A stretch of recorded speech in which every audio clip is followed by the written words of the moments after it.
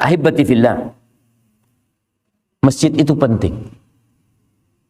Kalau kita melihat selama 13 tahun Nabi kita Muhammad alaihissalam di kota Mekah nggak bisa bangun masjid. Ada Masjidil Haram, ada Ka'bah di sana, tapi Ka'bahnya dikelilingi 360 berhala. Bayangin. Dan umat Islam nggak bisa sholat terang-terangan.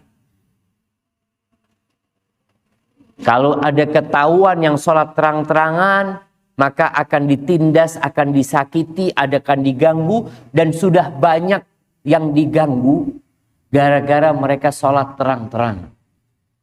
Akhirnya mereka sholat secara sembunyi-sembunyi.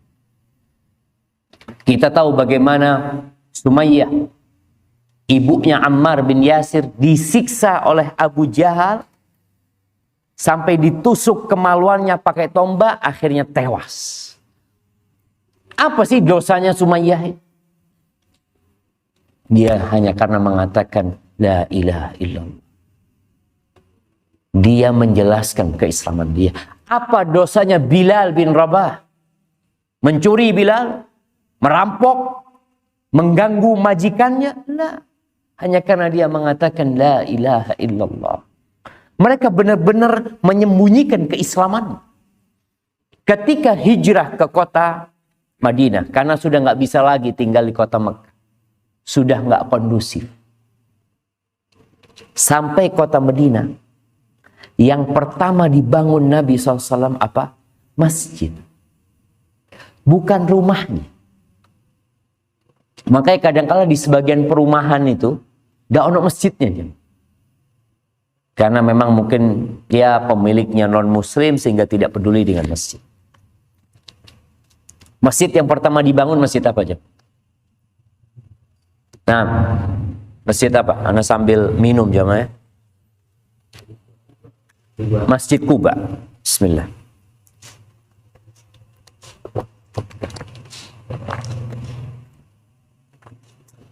Masjid Kuba.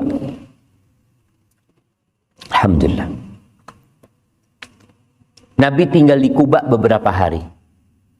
Rasulullah SAW sampai ke Kuba itu hari Senin, tanggal 12 Rabiul Awal. Iya. Kemudian beliau tinggal di situ sampai Jumat selanjutnya. Beliau membangun Masjid Kuba. Setelah dari Kuba, beliau masuk ke dalam kota Madinah.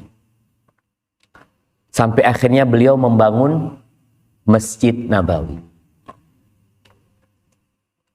Di mana beliau tinggal? Nggak punya rumah, SAW. Numpang. Di rumahnya sahabat Nabi yang bernama Abu Ayyub Al-Ansari radhiyallahu taala anhu. Bagaimana senangnya Abu Ayyub ini, rumahnya jadi tempat tinggal Nabi SAW. Berapa lama? Ada banyak riwayat. Ada yang mengatakan bulan. Jadi pembangunan masjid itu membutuhkan waktu 1 bulan. Ini menunjukkan ya gotong royongnya para sahabat, dan memang bangunannya itu sangat sederhana sekali. Yang penting bisa buat sholat. Bahkan sebagian Masjid Nabawi itu ada yang nggak ada atapnya.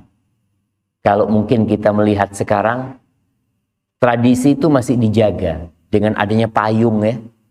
Di belakangnya Raudhah itu ada payung, tempat yang terbuka. Di akhir rumahnya Nabi SAW itu di belakang masjid. Di akhir itu Nabi SAW buat sahabat yang dikenal dengan cerita masjid. Tidurnya di masjid. Ya udah. Nabi kumpul. Karena kiblatnya waktu itu ngadep ke Masjidil Aqsa. Ketika perubahan kiblat, rumahnya Nabi jadi di depan jemaah, seperti yang sekarang ini.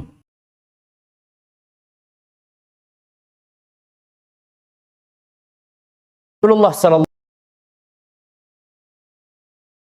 masjidan lillah. Barang siapa yang membangun masjid untuk Allah, banallahu lahu baitan fil jannah, maka Allah akan bangunkan bagi dia rumah di surga. Ini sebuah janji Allah, jemaah. Ketika Nabi mau bangun Masjid Nabawi, itu mau dikasih tanahnya gratis.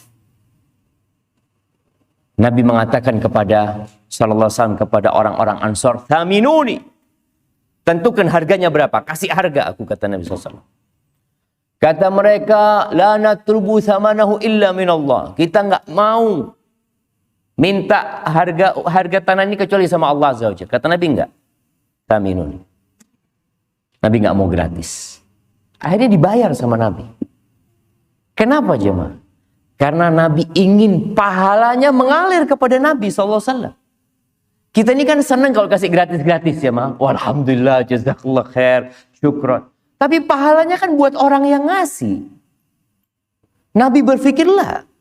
Maka bayangkan sampai hari ini, semua orang yang sholat di Masjid Nabawi, pahalanya ngalir kepada Nabi SAW. Karena masjid itu wakafnya Rasul SAW.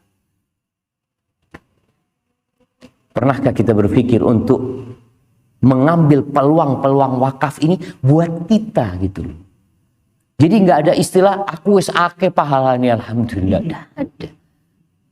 Nabi berusaha.